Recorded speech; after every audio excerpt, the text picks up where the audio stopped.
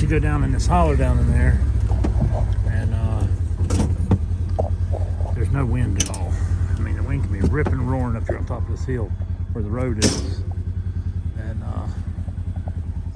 there's nothing down in there. So I brought the Ranger down with me with the saws in it and a torch. We're gonna try and get some of these piles. I worked some on it last night, but a lot of this stuff is Hurricane Helene blowdown stuff, like that is. This tree right here is leaning pretty bad. There was this one here had kind of fallen over this way. It's no wonder it didn't touch the power lines right there. But anyway, this fenced in area is probably, I don't know, 5 or 6 acres, and I want to get it pretty well cleaned up by springtime, so that way we can get the grass growing in here. As you can see, I've been bale grazing. I guess that's the new term for it. I've always done it, you know, on new boundaries. Set bales out in different places to help spread the natural biology and reseed stuff and just help spread everything around. It's just good for the earth. But anyway, I'm gonna pull down here probably that pile right there, and see if we can't get a fire going underneath of it and start getting some more of these treetops on top of it burning. And there's just I mean, there's a whole mess of trees down here I've already cut down. So, but anyway, we'll get on with it. So right here's one of the piles I made yesterday, and I wanted to get this road opened up. This is an old logging trail that goes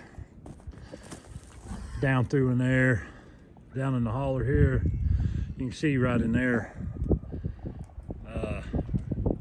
just past that little black calf. I think that was a little loading yard they load out right there. It's been probably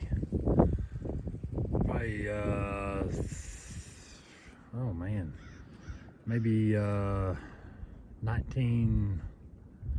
Let's see, we bought this in 2000. Mom and Dad bought this, and it was logged probably 15 years, so it's probably been 85, 90 before it was logged. And as you can see, some of these trees in here are huge, and this is part of my task up there here in the next couple of years. I want to have this all cleared again. This used to all be rolling pastures, and let me tell you what, when you open it all up through here and get that sun in here, man, that grass just starts taking off. Some very fertile soil in here. So, well, let me, what we're gonna do is we're gonna use the weed burner. I'm gonna take it and set it underneath on that pile of dousing. Use motor oil on it, let it soak in for a little bit. I go warm the skid loader up and warm some of these saws up, but see if we can get that pile burning. While we let that stuff soak in the pile for a few minutes before we light it, we're gonna be using the 500i today. This is not your average 500i. This one was built by Rip Performance, and now that I finally got this broken in, let me tell you what, this is a joy to run. And it's run the 24, or well, Stihl calls it a 25-inch bar, with a full chisel, regular chain. It's not a skip tooth or nothing, but it's a full comp. And I just sharpened it yesterday. You can I don't know if you can see it or not. I file my own chains.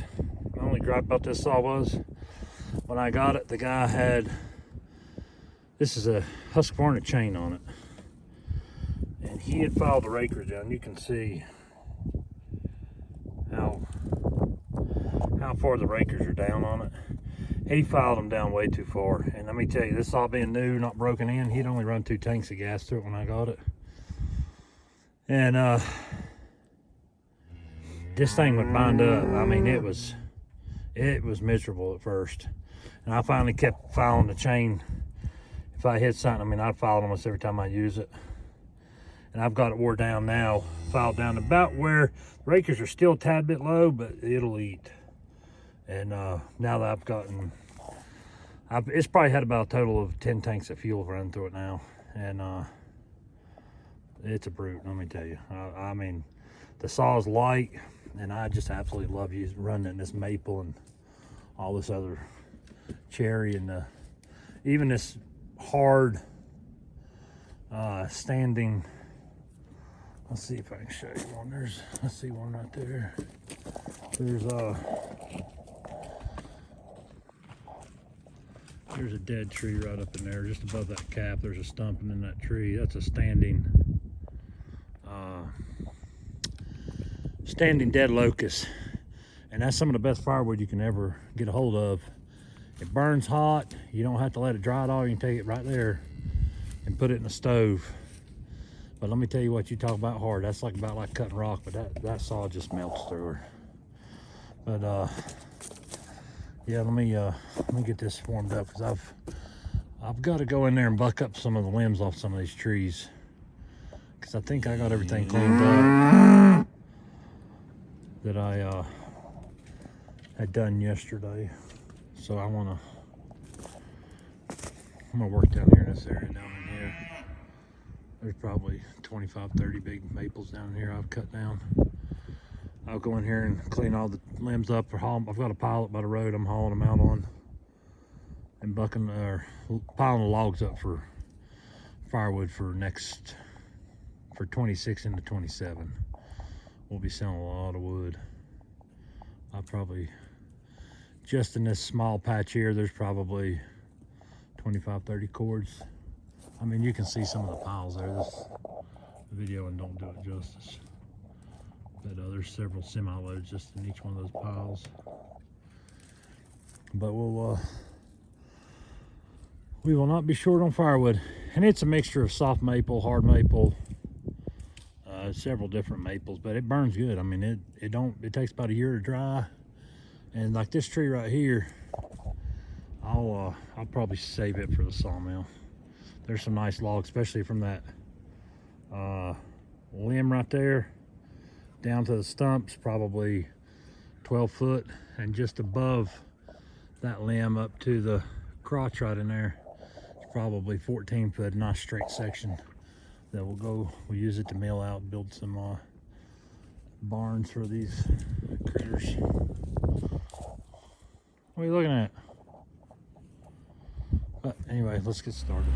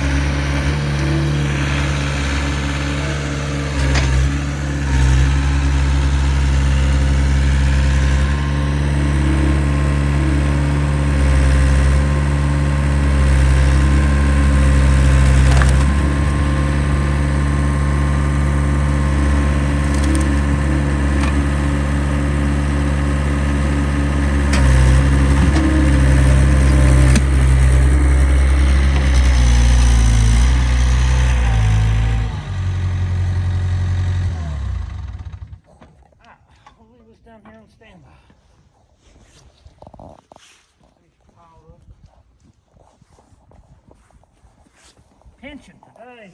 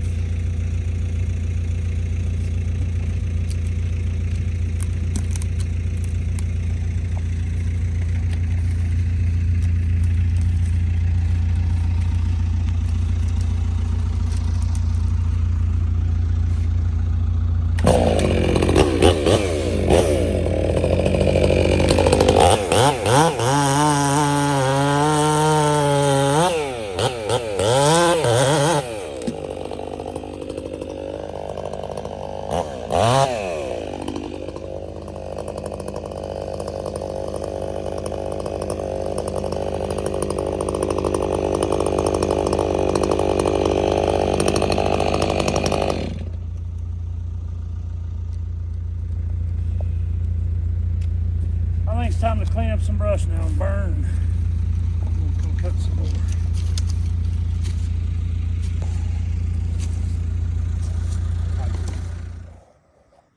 Well, I'm gonna close this video out. This is the next day. I'll show you how much I got accomplished yesterday, which was surprisingly quite a bit. It was probably 7:30 last night before I ended up quitting. We'll go down here and show you a little bit. There's a pile of logs I've been dragging out from down in here. These will be ready for this fall's summer fall firewood. Right here you can see some of these things are pretty darn big. This is all stuff I cut down back in the summer of 25. For the most part, some of it's Helene blow down. You can tell. Like this one here is a little bit deader than some of the rest. I just shouldn't say deader, but more drier, more cured. It's unfortunate I can't work on it today because it's an absolutely beautiful day, but I've got some contracts with my hog feed I've got to go deal with. But you can see I got all this done right in here. All this cleaned up. This was one of the big trees right here that blew down.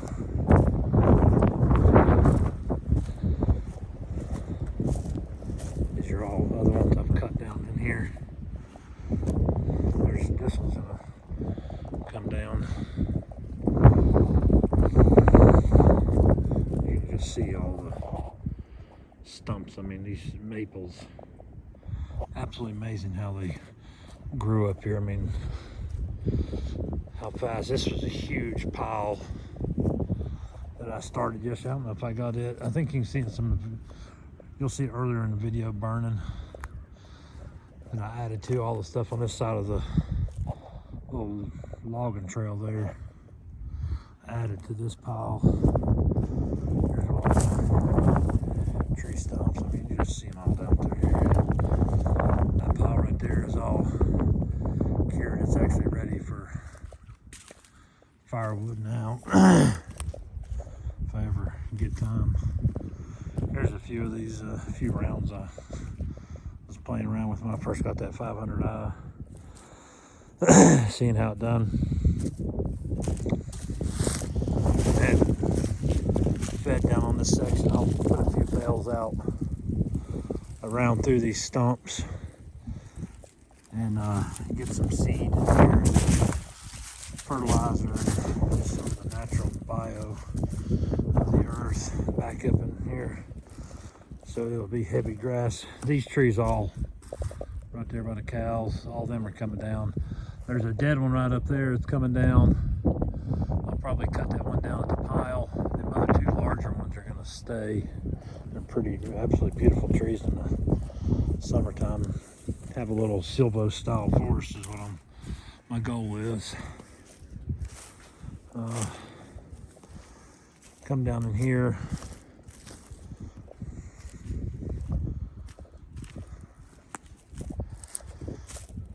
Here's a pile of logs I was piling up down here. I haven't carted out yet. Probably gonna end up taking a few more of these trees down along the logging trail here, because when I carry them out with a skid loader, especially right up there, you can see them two trees right across from each other. Some of these logs are too long to get through there, so I'm gonna go ahead and cut them down, because I like these logs in this longer length. A lot of these were actually cut in a longer length on purpose, because they're actually firewood, or not firewood, but sawmill quality, especially like this one right here. It's a nice saw log. We'll bring the if we ever get the mill set up here, we'll start sawing some boards out. But as you can see up through there, there's still a whole nother, I mean, twice of what I got accomplished yesterday still to do. Some of them blowdowns from Helene, some of them stuff I've cut down. But it's starting to unthaw in here, so let's work our way back up towards the road. That's gonna be my next burn pile right there. All that stuff. I think on the hill, what I'm gonna do is just come down the hill with the logs, and I've even thought about setting up a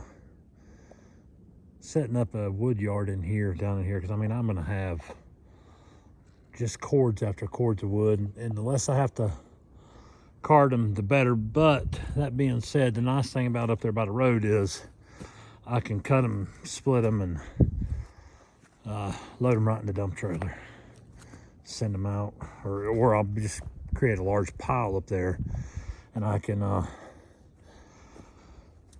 split them, or just what I'll probably do is pile them. I'm hoping to go ahead and just get a processor here. It may just be one of these cheap Chinese knockoffs at first, but you know what, if I can do 20-30 cords a year to start putting money back into it, you know, it's a cheap way to get it done. This is all, I got a lot of this stuff in here done last night.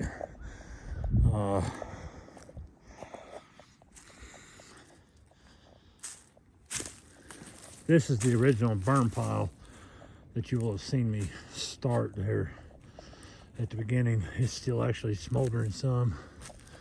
Had one of them giant stump pieces on it. Then this right here,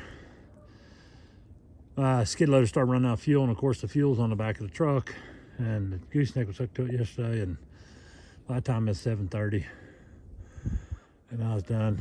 I was gonna push it back up with the tractor when I set out the hay, but I had the bell spear on, that don't work too well. So we'll just get this as one pile, one scoop with the grapple, pile it back up, or I may even move it down to the lower pile, because there's still a mess of stuff right here I've got to clean up. Probably just gonna move everything down that lower pile down there. And so when I start doing that hillside over there, I'll just start bringing everything down, because it's a lot easier on your machine if you're toting the weight of the mass of the load downhill instead of trying to go up. It's the only thing about taking the logs up this little logging trail, but I mean, we'll see. These are some of the stumps I cut off as close as I could to the ground. You can see that's a locust stump right there. Thing is hard. Another maple. Most of these are maple in here. But anyway, I'll end this video out and watch it. Come check us on the next one. I'll probably start doing a series of this this land clearing, because we're just shy of 100 acres up here, and I plan on, you know, hopefully clearing a majority of it, because it's some of it's steep down in them hollers, but I mean, it's not too steep to graze, and I wouldn't be trying to bale hay on it, but you know, the idea is to rejuvenate this mountain land into the rolling pastures that it used to once be. But anyway, like and subscribe if you like what you're seeing, and come along with us, because I've ordered some new YouTubing equipment. Yay. Some more mics and some tripods, some stuff like that we're going to try to use to better the quality of the sound and stuff. And we enjoyed just doing the documenting of this, because it'll be fun, especially for a little boy, to look back at this and see what it was when he was just a little guy, see how wood it was and how much work we've progressed with. And of course, my dad will enjoy seeing it, because he doesn't live up here full time. He lives down on the coast, and doing a lot of this work for him, because it was always his dream to see this cleared and you